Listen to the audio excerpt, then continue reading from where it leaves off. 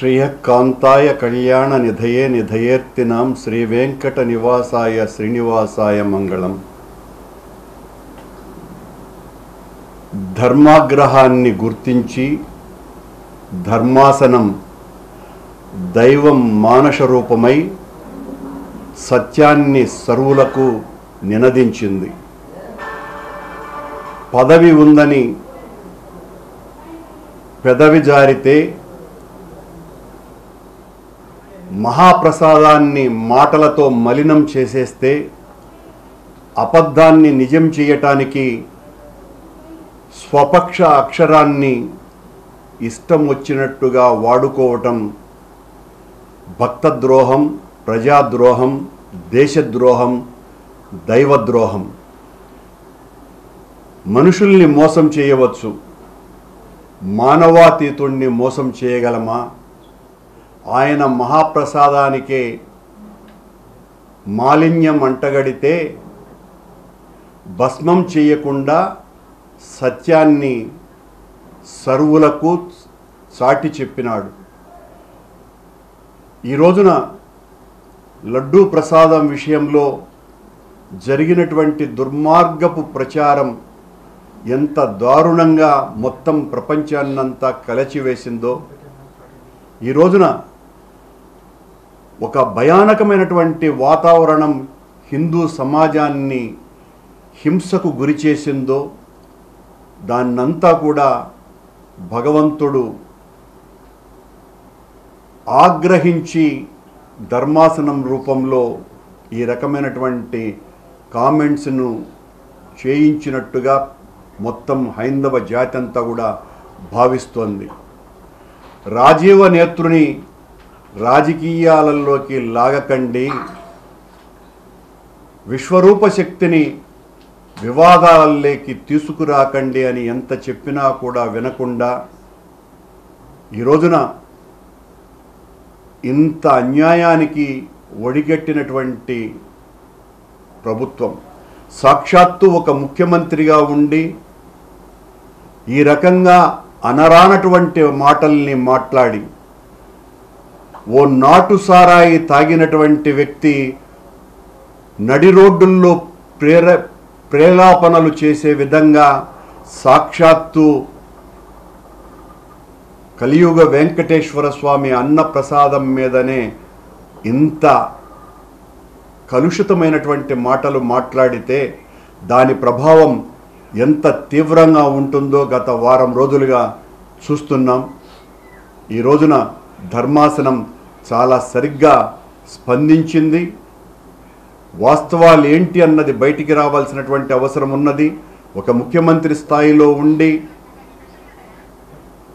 EO చెప్పినటువంటి మాటలకు తద్భిన్నమైనటువంటి మాటలు చెబుతూ పూర్తి వ్యతిరేకంగా మేము మా ప్రభుత్వము లడ్డూ ప్రసాదాలలో నెయ్యికి బదులుగా జంతువుల కొవ్వును వాడాము అనే ప్రకటన చేసిన తర్వాత ఆయన నియమించినటువంటి సిట్ ద్వారా వచ్చేటువంటి నివేదిక ఏ రకంగా ఉంటుంది? ఏ మాత్రము కూడా అక్కడ తప్పు జరగకుండా ఉంటే తప్పు జరిగినట్టుగా ప్రపంచానికంతా ప్రచారం చేసేసి ఆయన తైనాతీలు ఆయనకు కావాల్సినటువంటి ప్రసార మాధ్యమాల ద్వారా మొత్తం ప్రపంచానికంతా కూడా ఈ రకంగా మహాప్రసాదం మహామాలిన్యమైపోయింది అని సాక్షాత్తు దేవదేవుణ్ణే రాజకీయాలలోకి లాగేసి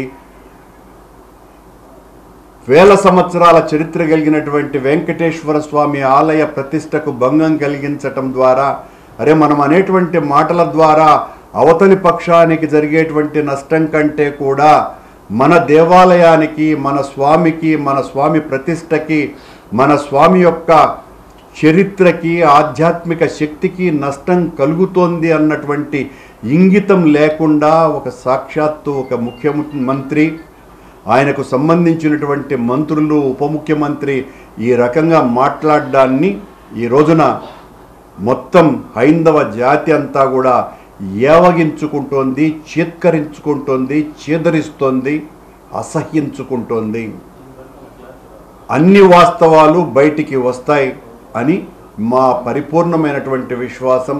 మేము మొదటి నుంచి చెప్తున్నాం, సత్యం మా వైపునుంది, సత్యం మా వైపున నిలుస్తుంది, సత్యం కోసమని ఎంతకైనా పోరాడతాం, మేము తప్పు చేస్తే ఏ శిక్షకైనా భరించటానికి సిద్ధంగా ఉన్నాం, మేము ఏ తప్పు చేయలేదు, తప్పు చేసిన వాళ్లను భగవంతుడా శిక్షించమని ఆ రాజీవనేత్రుని రాజకీయాలలోకి ఇకనైనా లాగకండి అని విజ్ఞప్తి చేస్తున్నాం. అంటే ఒక రాజ్యాంగబద్ధమైన పదవిలో ఉన్నటువంటి వ్యక్తి ఇలాంటి అనుచిత వ్యాఖ్యలు చేయకూడదంటే ఈరోజు సుప్రీంకోర్టే ఈరోజు మందలించడం, దీన్ని ఏ విధంగా చూడాలి? ఆ విషయాన్నే నేను ప్రస్తావించింది. రాజ్యాంగ పదవిలో ఉన్నటువంటి వ్యక్తి తనే ఇంత పచ్చి అబద్ధాలు చెప్పటం అన్నది, ఏ రకమైనటువంటి విచారణ చేయించకుండా, ఆ విచారణ నివేదికలు రాకుండా, ఎఫ్ఐఆర్ నమోదు చేయకుండా, ఆయనే ముందే లడ్డూలో నెయ్యికి బదులుగా జంతువుల కొవ్వు కలిపారు అని ప్రకటించటాన్ని సుప్రీంకోర్టు చాలా తీవ్రంగా ఆక్షేపించటం నిజంగా కూడా దైవమే పలికించినటువంటి ఒక గొప్ప నిర్ణయంగా మేము భావిస్తున్నాం. ఈరోజు సుప్రీంకోర్టు చేసినటువంటి వ్యాఖ్యలు యావత్ దేశవ్యాప్తంగా ఉన్నటువంటి హిందువులంతా కూడా చాలా పెద్ద ఎత్తున స్వాగతిస్తూ ఉన్నారు. మీరు ఏ విధంగా చూడగలరు? నిజం నిగ్గుదేసి నిలుస్తుంది, నిజం ఎప్పటికీ గెలుస్తుంది. తప్పు చేయనటువంటి వాళ్ళు ధైర్యంగా నిలబడతారు. తప్పు చేయలేదు కాబట్టే మేమంత ధైర్యంగా ప్రమాణాలు చేయటానికి కూడా సిద్ధపడి ప్రమాణాలు చేసినాం. అబద్ధం తొందరగా బయటికి వస్తుంది. అబద్ధాన్ని నిజం చేయటానికి చంద్రబాబు లాంటి వ్యక్తులు ఎంతకైనా కూడా దిగజారి తమ ప్రసార మాధ్యమాల ద్వారా ప్రజల్ని ఒప్పించేటువంటి ప్రయత్నం చేస్తారు.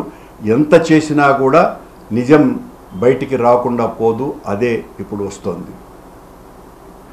అంటే సిట్టుతో సరిపోతుందా లేదంటే ఇంకేదైనా కేంద్రంతో దర్యాప్తు? సుప్రీంకోర్టులోకి వెళ్ళిన తర్వాత ఇప్పుడు నేను అలాంటి మాటలు మాట్లాడడం కరెక్ట్ కాదు.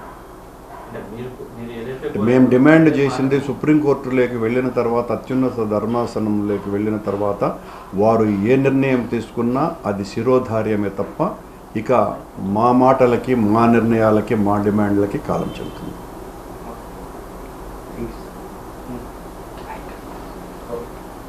Please subscribe .news.